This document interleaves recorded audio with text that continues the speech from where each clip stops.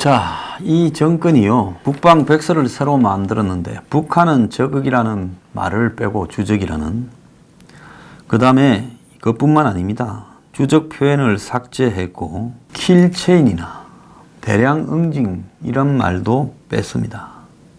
그리고 군의 적폐 청산 결과라면서 특별 부록을 국방백서 뒤에다가 붙여놨습니다. 그것뿐만 아닙니다. 일본과의 가치 공유라는 말을 빼버려서 안보 협력 순서에서 일본을 중국보다 더 뒤로 밀어난 겁니다. 중국군이 어떻게 일본군보다 더 앞설 수 있습니까? 이러다 보니 일본이 레이더 조준했니 안 했니를 지금 한국에 시비를 걸고, 일본에서는 한국을 포기해야 된다는 이야기까지 하고, 일본이 미국의 트럼프에게 아베가 한국에 저 못 믿는다는 이야기를 하고 있는 거 아니겠습니까? 자, 일본 자민당 내에서도 사드 사태 때 중국이 한 것처럼 강하게 해서 한국을 정신 차리게 만들어야 된다라는 이야기까지도 하고 있어요. 자, 자민당의 마스가와 루이 참의원은 뭐라고까지 했는가 하면, 한국이 깜짝 놀라게 하지 않으면 한번 손을 봐야지 건전한 한일 관계가 이루어지지 않는다라고 말까지 나오고, 최근에 일본의 아베 총리는 한일 관계에 냉각기가 필요하다라고 해놓고 당분간 상대 안 하겠다라고 하는 거죠. 그래서 국방백서에 보면 뭐 주적 삭제니 킬체인 대량 응징 뺐다 이거 뭐 알고 있었는데 이것보다 더한 게요. 자, 일본을 뒤로 빼고 중국을 당긴 부분입니다. 제3절 국방교류협력 중에서 한일 국방교류협력을 한일 양국은 이 세계평화 동반자 관계라고는 규정을 해놓고는 과거 국방백서에 계속 기재되어 오던 자유민주주의 시장 경제를 기본하는 가치를 공유한다라는 말을 빼버렸고, 이 군사교류협력 기술에 있어서도 과거에는 한일, 한중, 한러 순서였는데 이제 한중, 한일, 한러 순서로 일본을 중국 뒤로 바꿔버렸다는 겁니다. 그것뿐만 아니라 일본과 북핵과 미사일 위협에 공동 협력한다라는 내용도 빼버렸다는 겁니다. 실제로 북한이 우리한테 미사일을 쏘거나 또 세계로 미사일을 쏠 때 일본이 이 미사일 감지 능력이나 북한의 또 잠수함 감지 능력이 탁월해서 우리가 일본의 도움을 받아야 되는데 이것도 이제는 받지 못하게 됐습니다. 자, 최근에 북한에 대해서는, 주적인 북한에 대해서는 말 한마디도 찍소리도 못하고 만만한 일본에 대해서는 국방부가 시비를 겁니다. 그러니까 이 국방부, 이 군발이 똥별들도 지금 장난을 치고 있는 거예요. 북한에 대해서 말 한마디 못한다고 국민이 욕할 것 같으니까 만만한 일본 건드려가지고 북한에 지금 이 말 한마디 못하는 부분을 마치 국방부가 일본의 자존심 세운다고 반일 감정을 자극하는 좌파 짓거리를 하고 있습니다. 국방부 관계자는 일본이 저공 비행을 하면 우리도 자시하지 않겠다, 이렇게 협박까지 했죠. 자, 북한이 암살 특수부대까지 만들어가지고 지금 여차하면 한국의 요인들을 다 제거하겠다라는 부분까지도 지금 이 국방백서에 들어 있어요. 자, 암살 특수부대까지 만들었는데 우리는 북한에 대한 주적, 그 다음에 킬체인, 이 대량 응징 보복이라는 말도 쓰지 못하고 있습니다. 최근에 정작 입수된 북한 노동당 내부 문건 밖에 공개 안 된 데 보면 4.27 판문점 회담 이후에도 북한은 내부적으로 한국을 괴뢰라고 비하를 했다는 겁니다. 작년 5월호에 이 노동당 대내 기간지 근로자에 따르면 괴뢰들이 미국 상전으로부터 배척받고 있는 데 대하여라는 기고문이 실렸다는 거예요. 미제가 남조선을 강점하고 있는 한 그 누가 정권의 자리에 들어앉는다 해도 남조선의 미제에 대한 식민지 통치 정책이 달라질 것이 없다라는 김정일 교시를 갖다가 인용했다는 겁니다. 오늘날 세계 200개의 나라가 있지만은 남조선 같은 미국의 식민지는 하나도 없다. 남조선 정권은 미국의 식민지 지배 실현을 위해 복무하는 괴뢰 정권이다라고 말을 했다고 합니다. 그러면서 미국이 한국에 대사까지도 1년이 넘도록 보내지 않는 이런 창피함을 감수하고 있고, 괴뢰 정부가 트럼프의 동아시아 행각과 관련하여 체류 일정을 지난 2007년 11월, 10월 말 그때 이 일본, 한국, 중국 들렀을 때 일본, 중국과 같은 기간으로 해달라고 빌붙었지만은 트럼프는 일본, 중국은 2박 3일로 하고 괴뢰한테는 1박 2일로 했다. 이런 비아냥까지 들어 있습니다. 자, 그러면서 괴뢰들이 항공정보단을 새로 내온 데 대하여라고 해서 우리 공군을 괴뢰 공군이라고 이렇게 언급하고 한국 언론은 괴뢰 언론이라고 언급했습니다. 그러니까 북한이 공개적으로는 한국 정부를 한민족 같은 단일민족 어쩌고 저쩌고 하고 자빠졌지만 저것끼리 내부의 문건에는 괴뢰라고 언급하고 있다는 거예요. 문제만 이 미친 짓 하고 있는 거예요. 그런데 국방부가요, 이런 말들을 다 주적도 빼고 실체인도 빼고 대량 응징 보복도 빼고 일본은 중국보다 더 뒤로 밀어버리고 일본과 가치 공유도 빼버려요.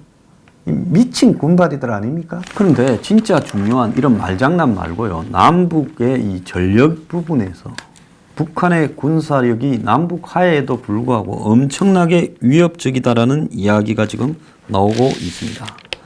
북한군의 전력이 우리 군의 2배에 달한다는 겁니다.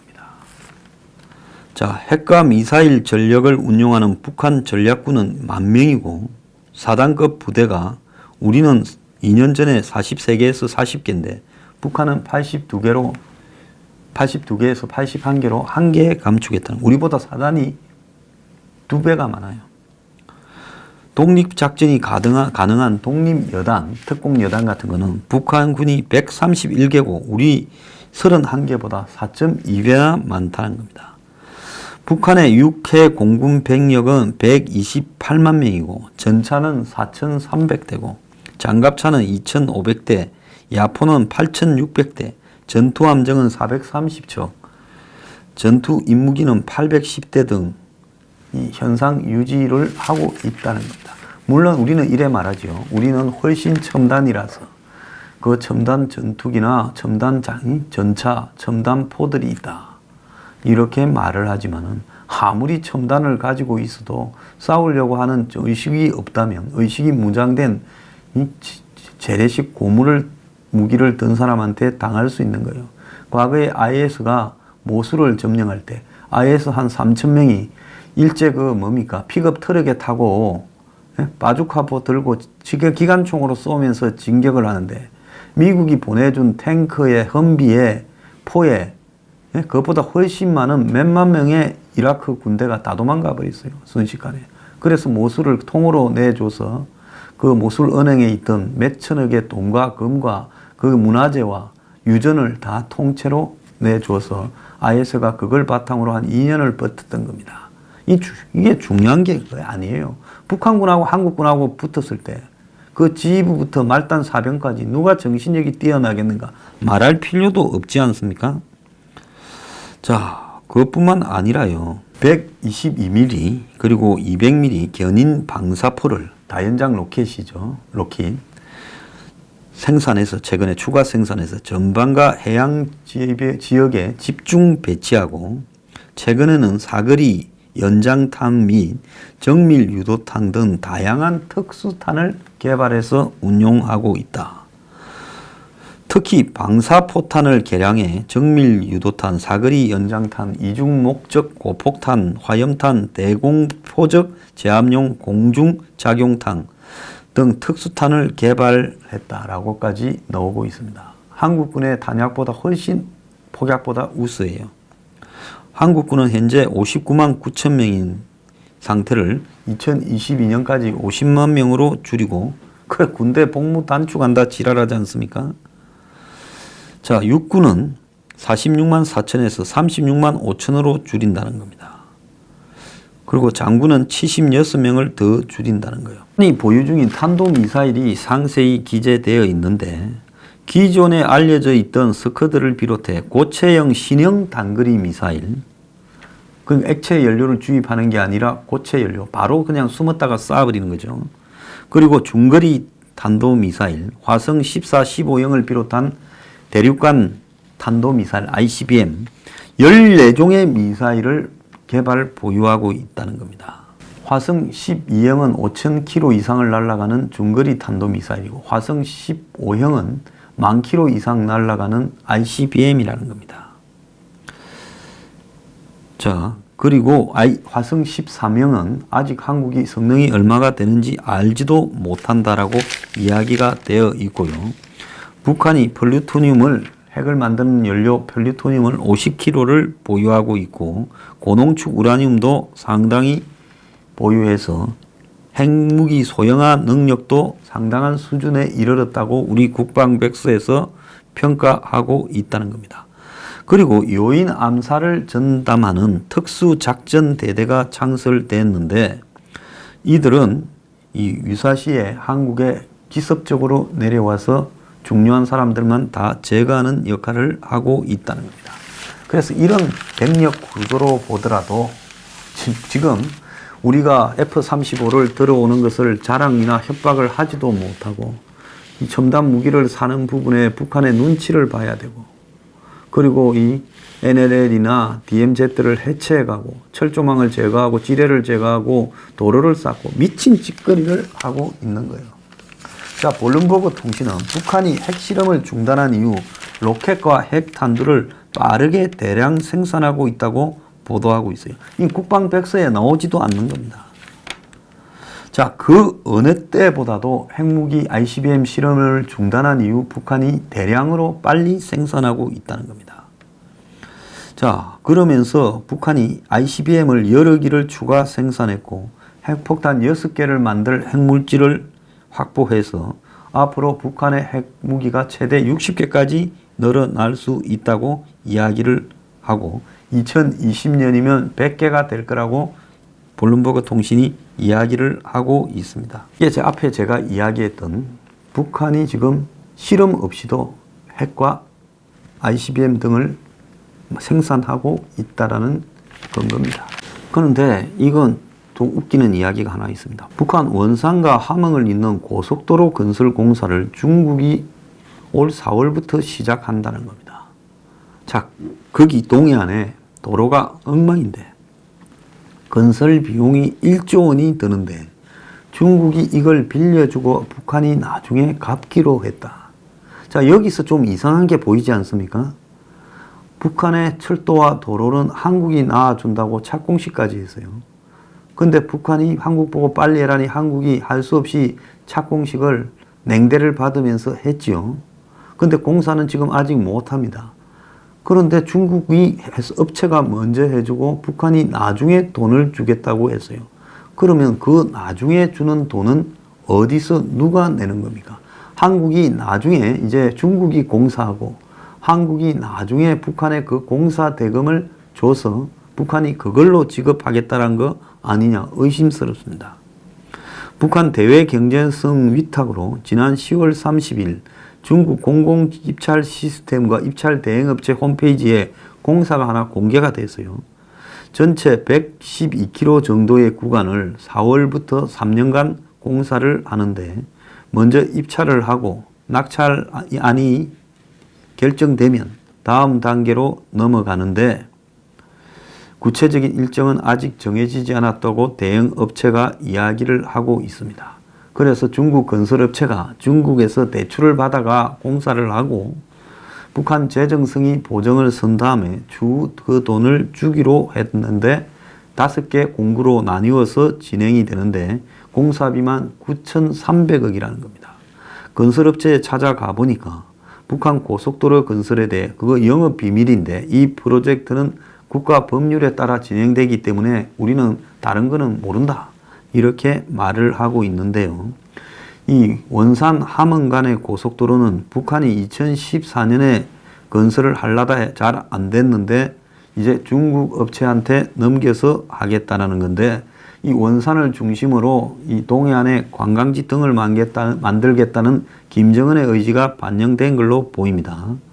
근데 유엔의 승인을 받지 않고 북한 인프라 사업에 중국이 들어간다. 그럼 중국은 이래 말하겠죠. 우리 이거 북한이 저거 돈 갖고 공사하는 거 돈 받고 해주는 거다. 이렇게 말을 하겠죠. 그러면 북한은 나중에 9,300억을 어디서 받습니까? 시진핑이가 몰래 뒤로 줍니까? 아니면 한국이 줍니까? 이거요. 우리가 눈을 뜨고 주목해야 될 사안입니다. 네, 아무리 봐도 이거 이상해요. 대북 제재 결의 위반을 이런 식으로 좀 있으면 이제 철도 공사도 북한이 나중에 줄게. 중국 업체 와서 철도 공사해라. 돈 빌리가 와서 해라. 그래 놓고는 그걸 다 누구한테 합니까? 한국 보고 돈 내놔라. 만약에 안 주면요. 너가 주기로 하고 다 이랬는데 안 줘? 이 새끼들 그냥 안 두겠다. 이래 되지 않겠습니까? 자, 문재인 판문점 잘 갔다 오라. 북한 잘 갔다 오라고 제한군인회가 회장이야 환영을 하고 지랄하고 자빠졌을 때 정말 저런 것들이 왜 존재하나 싶었습니다.